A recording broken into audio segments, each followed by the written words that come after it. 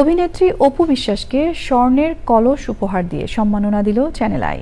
সন্ধ্যায় channel I স্টুডিওতে আড়ম্বরপূর্ণ আয়োজনে অপু বিশ্বাসের হাতে এই উপহার তুলে দেয় চ্যানেল আই কর্তৃপক্ষ। আচমকা এই আয়োজনে আনন্দ আপ্লুত হয়ে পড়েন অভিনেত্রী অপু বিশ্বাস। সুলতানা হিমুর রিপোর্ট।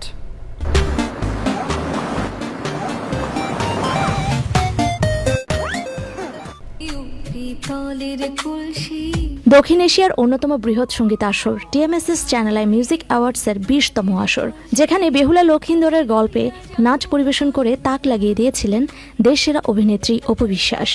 সেই নাচের মহড়ায় মজার ছলেই স্বর্ণের কলস নিয়ে নাচার কথা বলেছিলেন তিনি। তার সেই কথাকেই বাস্তবে পরিণত করল চ্যানেল আই।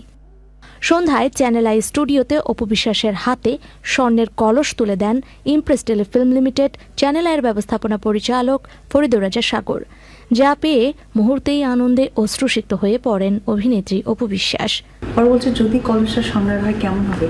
আমি স্বর্ণের কলস, আমি ভেবেছি যে আমরা তো এরকম শিল্পীরা অনেক কথাই শুনে থাকি, অনেক কিছুই তো আমাদেরকে জানা না। এমনকি সিনেমার ক্ষেত্রে আমাদের লন্ডন আমেরিকাতে শুটিং হচ্ছে, পরে দেখা যাচ্ছে গুলিস্তানেও হয়ে যাচ্ছে।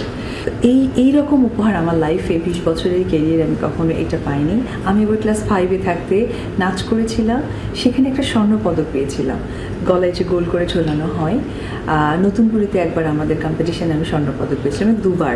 আজকে আরেকটি স্বর্ণপদক পেলাম, যেটা আমার মা থাকে বেশি খুশি হতেন। গুণী শিল্পী অপু বিশ্বাস বলেন, শিল্পীকে সম্মান দেওয়ার ক্ষেত্রে চ্যানেল আই সবসময় অনন্য ভূমিকা পালন করে। সত্যি শিল্পীরা কিন্তু একটু সম্মানই চায়, আর কিচ্ছু না। কারণ এই যে অক্লান্ত পরিশ্রম এবং তারা কাজ করে আসে পর্দায়, একটা সময় পর্দায় কাজটা থাকে না, কিন্তু সেই মানুষগুলো যখন আমাদের সামনে আসে, যারা ছোট থাকে বা যেসব চ্যানেলগুলো থাকে, একটু যদি সম্মানিত করে না, তখন মনে হচ্ছে প্রাপ্তিটা দ্বিগুণ হয়ে যায়। আয়োজনটি উপস্থাপনা করেন অভিনেত্রী কুসুম শিকদার। আগামী 5ই জুন চ্যানেল আইয়ের পর্দায় দুপুর 2:30 প্রচারিত হবে বিশেষ এই আয়োজন। Sultana Himu, channel I, Dhaka.